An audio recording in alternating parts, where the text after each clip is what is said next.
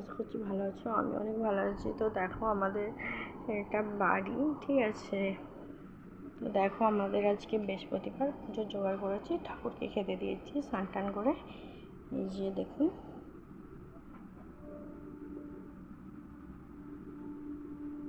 খেতে দিয়ে হয়ে গেছে। বাবন দাদু পুজো করতে আসবে, সেই জন্য পুজোর জোগাড় করে রেখে দিয়েছি। দেখো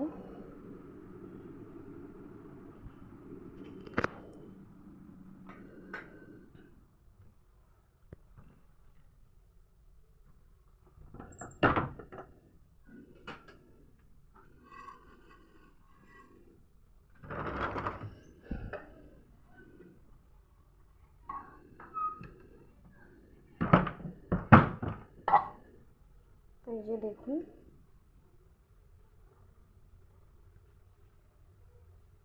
আজকে আকাশটা দেখুন কি সুন্দর লাগছে, কত সুন্দর লাগছে ওয়েদারটা। তো ভাবলাম কি করব, একটা ভিডিও করে নিয়ে যাক।